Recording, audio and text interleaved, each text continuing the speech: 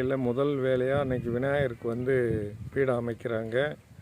விநாயகருக்கு முதல் கடவுளுக்கு சிறப்பாக பீடம் அமைச்சிட்டு மற்றபடியாக நம்ம வராகி அம்மாவுக்கும் நாகம்மாளுக்கும் வானம் எடுத்து வச்சுருக்கு.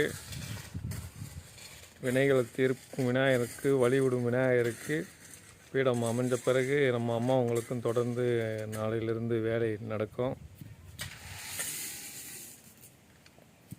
கோயில் வேலைக்கு கொஞ்சம் மண்ணும் செங்கல் ஜல்லி வந்திருக்கு, கொஞ்சம் சிமெண்ட்டு வந்திருக்கு.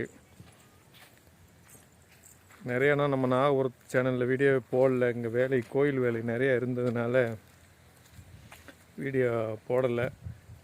கொஞ்சம் மன வருத்தமும், எவ்வளவோ அம்மா கஷ்டப்பட்டு உருவாக்கியிருந்தாங்க. கொஞ்சம் சின்ன சின்ன வேலைகள்னாலும் அது பெரிய வேலையாக அந்த நேரத்தில் நம்மளுக்கு இருந்துச்சு.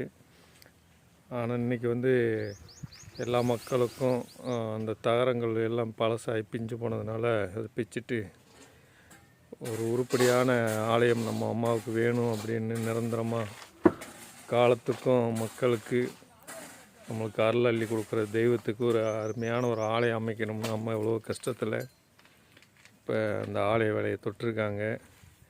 நீங்கள் எல்லோரும் வேண்டிக்குங்க. சிறப்பாக அம்மாவோட அருளால் வேலைகள் மடமடன்னு சீக்கிரமாக நடக்கணும்.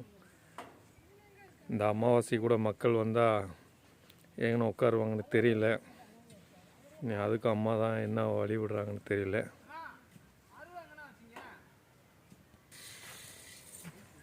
எல்லாத்துக்கும் நன்றி, ரொம்ப மகிழ்ச்சி. தொடர்ந்து நம்ம வீடியோ பாருங்கள். உங்கள் எண்ணங்களை கருத்துக்களை பதிவு பண்ணுங்கள். ஓம் சக்தி நாகசக்தி.